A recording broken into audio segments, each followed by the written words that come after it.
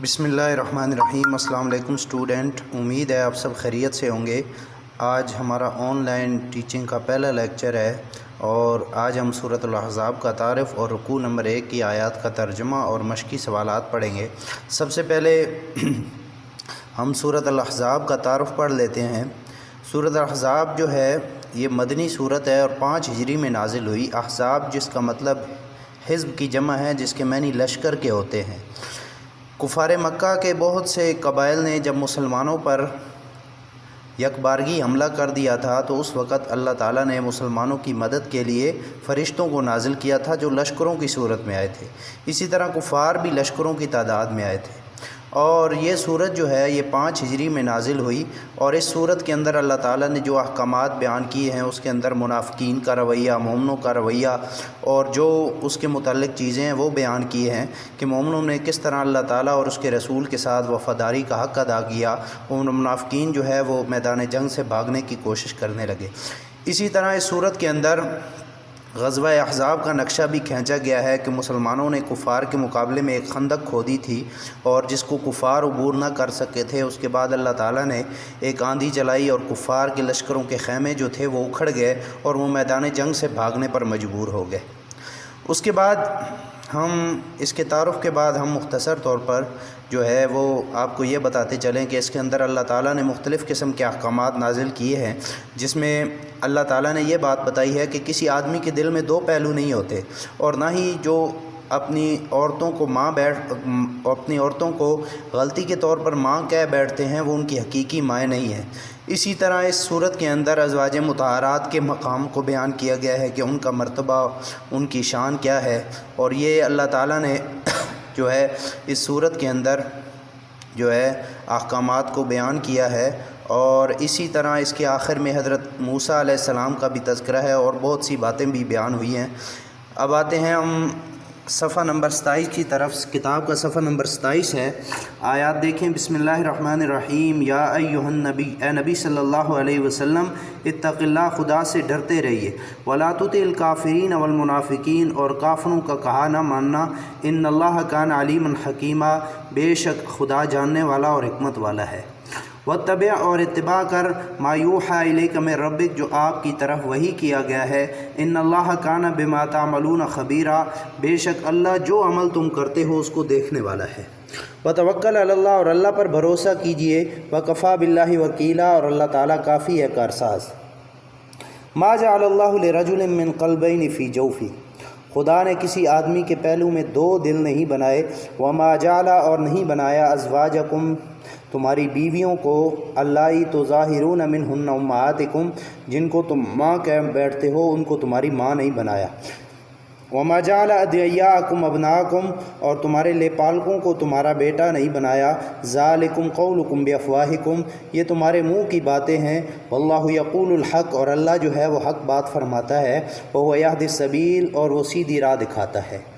ادعوہم لآبائہم هو اقسط عند اللہ، ان کو لیپالکوں کو یعنی منہ بولے بیٹوں کو اپنے باپوں کے نام سے پکارا کرو۔ فإن لم تعلموا آباءهم فإخوانكم فی الدین، اگر تم ان کے باپوں کے نام معلوم نہ ہو تو وہ تمہارے دین میں بھائی ہیں اور دوست بھی ہیں۔ ولیس علیکم جناح فیما اخطأتم بہ، اور تم پر کوئی ملامت نہیں، تم پر کوئی گناہ نہیں جو تم سے غلطی ہو گئی۔ ولکن ما تعمدت قلوبکم، لیکن جس کا تم جان بوجھ کر ارادہ کرو اس پر مواخذہ ہوگا۔ وکان اللہ غفور الرحیم، اور اللہ بخشنے والا اور رحم کرنے والا ہے۔ النبی اولی بالمؤمنین من انفسہم وازواجہ امہاتہم، نبی مومنوں پر ان کی جان سے زیادہ حق رکھتے ہیں اور پیغمبر کی بیویاں جو ہیں وہ ان کی مائیں ہیں۔ وَأُولُو الْأَرْحَامِ بَعْضُهُمْ أَوْلَىٰ بِبَعْضٍ فِي کِتَابِ اللَّهِ مِنَ الْمُؤْمِنِينَ وَالْمُهَاجِرِينَ، اور خون کے رشتہ دار اللہ کی روح سے مہاجرین مسلمانوں میں سے ایک دوسرے کے ترکے کے زیادہ حقدار ہیں۔ الا ان تفعلوا الى اولیاءکم معروفا، مگر یہ کہ تم دوستوں کے ساتھ احسان کرنا چاہو۔ کان ذلک فی الکتاب مسطورا۔ وَإِذْ، اور جب اخذنا، ہم نے عہد لیا، من النبیین، نبیوں سے، میثاقہم، پختہ عہد، من کا آپ سے، ومن نوح، اور نوح علیہ السلام سے، وابراہیم، اور ابراہیم علیہ السلام سے، وموسیٰ، اور موسیٰ علیہ السلام سے، وعیسیٰ ابن مریم، اور عیسیٰ ابن مریم سے، واخذنا منہم میثاقا غلیظا، اور ہم نے ان سے پختہ عہد لیا۔ لیسأل الصادقین عن صدقہم، تاکہ سچوں سے ان کی سچائی کے بارے میں دریافت کرے، وَأَعَدَّ لِلْكَافِرِينَ عَذَابًا أَلِيمًا، اور کافروں کے لیے دکھ دینے والا عذاب ہے۔ اب آگے آتے ہیں الکلمات والتراکیب۔ جوف کا مطلب ہوتا ہے دھڑ اور پہلو۔ ادعیاء، منہ بولے بیٹے، ادعوہم، تم ان کو پکارو، تعمدت، اس نے ارادہ کیا، اولو الارحام، رشتہ دار، تظاہرون، تم ظہار کرتے ہو، افواہ، منہ، اقسطو، زیادہ منصفانہ بات، اولا، زیادہ مقدم، زیادہ حق رکھنے والا، مستورہ، لکھا ہوا۔ اب آتے ہیں مشقی سوالات کی طرف۔ اس سوال نمبر 1 میں سبق کی ابتدا میں رسول اللہ صلی اللہ علیہ وسلم کو کن باتوں کی تلقین کی گئی؟ اس کے اندر اس بات کی تلقین کی گئی ہے کہ نبی صلی اللہ علیہ وسلم کو اس بات کا پابند بنایا گیا ہے کہ آپ کافروں اور منافقوں کی اطاعت نہ کریں اور اللہ اور اس کے رسول کی اطاعت، اللہ کے احکامات کے مطابق چلنے کی کوشش کریں۔